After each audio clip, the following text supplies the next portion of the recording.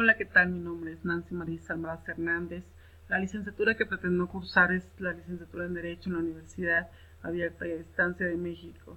Les hablaré un poquito sobre mi investigación y sobre el método de investigación que utilicé, que es el método de investigación-acción.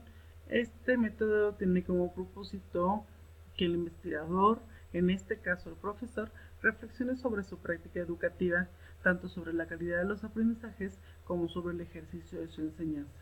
En lugar de las hipótesis, el investigador procede a un cuidadoso reconocimiento del contexto del mundo de vida que constituirá su investigación, e investiga tratando de conocer íntimamente a la gente. Y donde la hipótesis proporcionaba las variables, aquí se usan las categorías con las que se describen los valores, las costumbres, normativas, lenguajes, sistemas simbólicos, actitudes y comportamientos reales de la gente.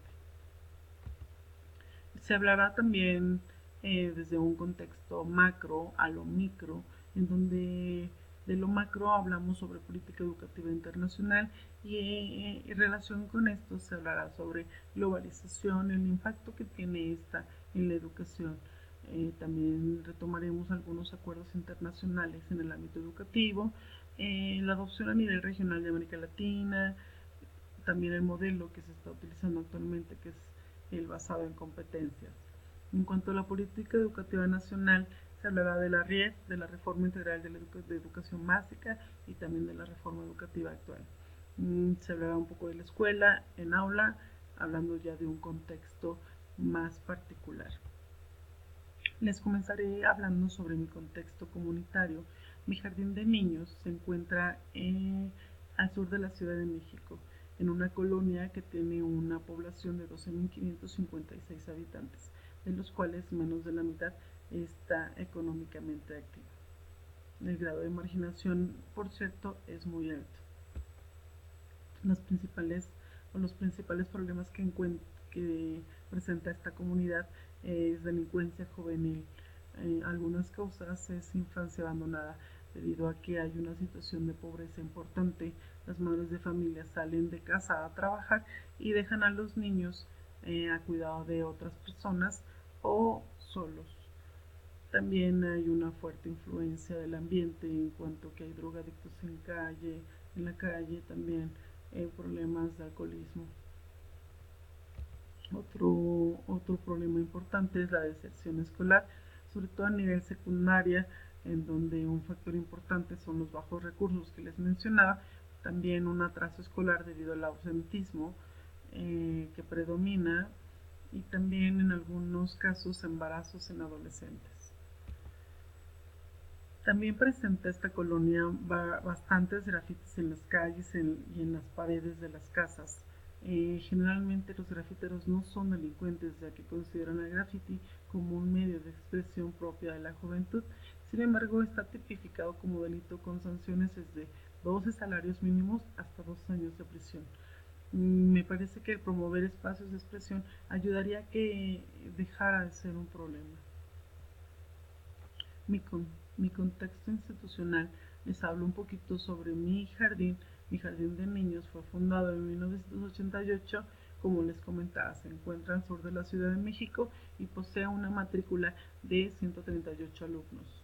En cuanto a la escuela, tiene 5 aulas, una de usos múltiples, un arenero, un chapoteadero, 2 patios muy pequeños, una dirección, una conserjería, los baños de niñas y de niños son también muy pequeños. Es una escuela en general muy pequeña. Tenemos una dispensa de alumnos de 25 alumnos a 28 alumnos por grupo. Las maestras que tienen estos grupos son ellas, la mayoría es egresada de la Escuela Nacional de Educadoras.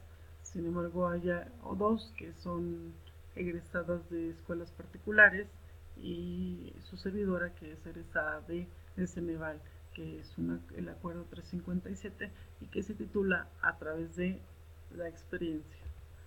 En cuanto a haciendo un análisis de mi práctica educativa, para poder tener un diagnóstico certero sobre el contexto socioeducativo, Bueno, les hablaré que soy licenciada en educación preescolar y haciendo un análisis un poquito más específico se utilizarán las dimensiones que comenta la autora Cecilia Fierro.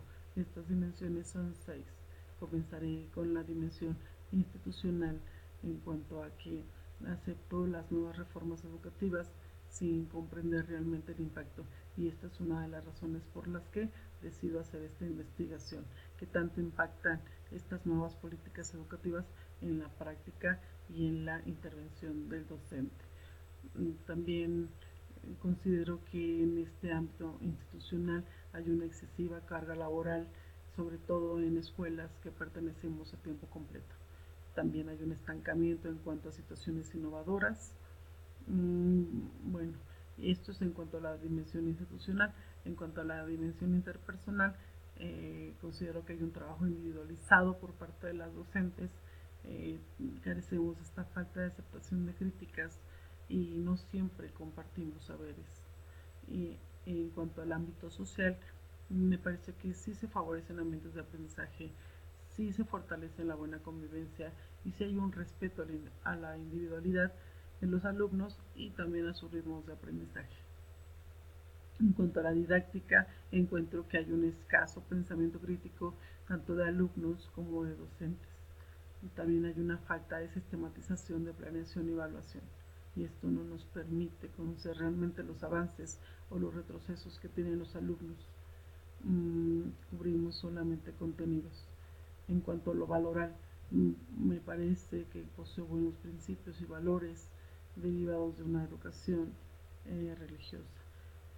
En cuanto al ámbito personal y el último, creo que este es el producto de una educación tradicionalista y esto también considero es un factor importante por el cual yo no pueda tener una intervención adecuada.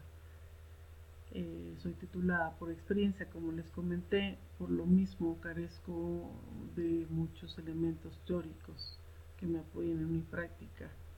Tengo experiencia de 5 años en escuelas particulares y 8 años en escuelas públicas. Los instrumentos que se utilizaron para esta investigación son entrevistas a docentes y una encuesta que se llama Guía para la Retención de Preescolar y el video de campo. La entrevista que se le hizo a los docentes fueron preguntas abiertas y nos permiten conocer la realidad más de cerca en cuanto a las nuevas políticas educativas y cómo éstas impactan en la práctica. El análisis para padres de familia de la entrevista a padres se compone de 5 apartados. El primero se refiere a los datos personales del alumno, el segundo es sobre los antecedentes y el contexto familiar actual del alumno o de la alumna. En el tercer apartado se refiere a la información laboral de los padres. En el cuarto apartado es sobre las características de la vivienda y de la comunidad. En el quinto y último apartado es de observaciones generales. El día de campo se analizó una muestra con un corte de 15 días hábiles a partir del lunes 14 de mayo hasta el viernes 1 de junio. Y lo que se encontró fueron varias situaciones. Estas situaciones se categorizaron y salieron 5 categorías importantes. Situaciones laborales relacionadas con las reformas educativas, emociones docentes y también de los alumnos, y actividades que los niños disfrutan es otra categoría, identidad docente, y la otra es control de grupo. Entonces se logran vislumbrar problemáticas importantes en este primer apartado del diagnóstico, en donde las prácticas de enseñanza pues, son pobres, hay una frágil identidad del docente, las políticas educativas están descontextualizadas a la realidad. Y bueno, la problemática significativa que se derivaron de toda esta investigación fue que las nuevas políticas educativas generan una frágil construcción de identidad y esta incide de manera negativa en la práctica educativa. Bueno, pues esto es apenas el comienzo espero poder darle continuidad, espero que sea aceptada en la licenciatura y bueno, seguir esforzándome y seguir creciendo tanto en el ámbito personal pero también en el ámbito profesional. Mucha suerte a todos, hasta pronto.